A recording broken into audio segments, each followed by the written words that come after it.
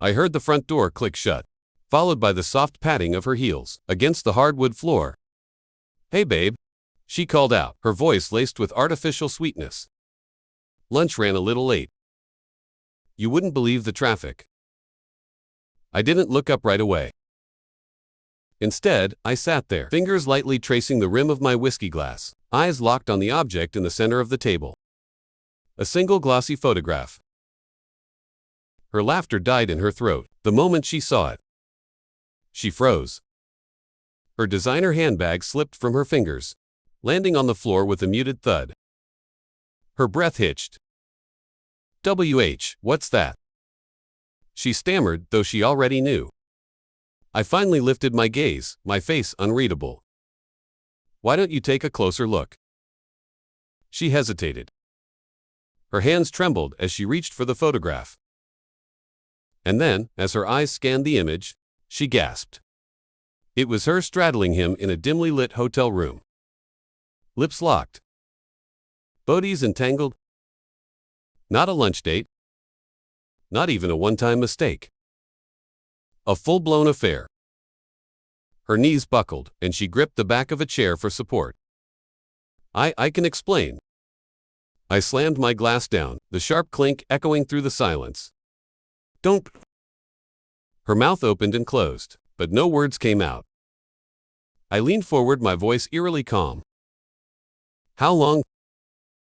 She swallowed hard, her mascara-smudged eyes darting around the room, searching for a way out. It didn't mean anything. A humorless chuckle escaped my lips. "How long?" Tears welled up. 6 months. The air in the room shifted, thick with tension I had suspected for weeks. Late nights, whispered phone calls, the sudden urge to wear perfume she never cared for before. But hearing it aloud, it was a blade twisting deep into my gut. I exhaled slowly, forcing my emotions into check. "And him?" She hesitated. That split second of hesitation confirmed what I already knew. I reached into the drawer and pulled out a second photograph. This time, it wasn't just her and her lover. It was him and his wife. Her face drained of color. You told her." I took a sip of my whiskey. Number 2. Her body sagged in relief. "Foolish." I tapped the edge of the table, drawing her attention to my phone. A video sat paused on the screen, a recording of my earlier conversation with the man's wife. Her sobs. Her fury. Her devastation. "You might want to sit down," I murmured. She stumbled back, gripping the table. "You had no right." I cut her off with a glare, so cold it could freeze fire. "No, right? You shattered our vows, destroyed our home, and now you want to talk about rights." Tears streamed down her face. "I never meant to hurt you." I stood towering over her. "But you did?" She reached for me, desperate, but I stepped back. "Please, let's talk about this. Work through it." I scoffed.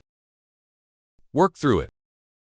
"Like how you worked through your afternoons in that hotel." Her lips quivered. It was a mistake. I held up the third and final photograph. A bank statement. A hidden account. Money funneled out of ours and into hers. My blood turned to ice. "You aren't just cheating," I said, voice laced with venom. "You were preparing to leave." She shook her head violently. Number 2. I don't lie to me." Silence, and then a whisper. I was scared. I laughed, a dark, bitter sound of what? Losing your lavish lifestyle? Your cushy safety net? She didn't answer. I stepped closer, lowering my voice to a whisper. "You should know I closed that account this morning." Her head snapped up, eyes wide with panic. "Every dollar you've funneled out? Gone. And since the house is in my name, well, you'll be needing a new place to stay."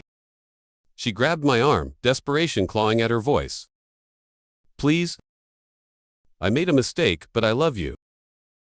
I wrenched free, my expression impassive. You don't love me. You love what I gave you. She collapsed into the chair, sobbing. Where will I go?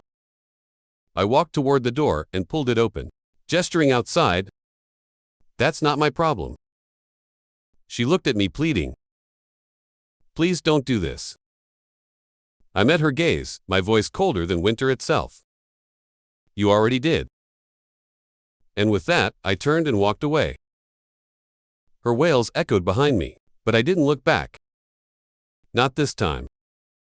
Not ever again.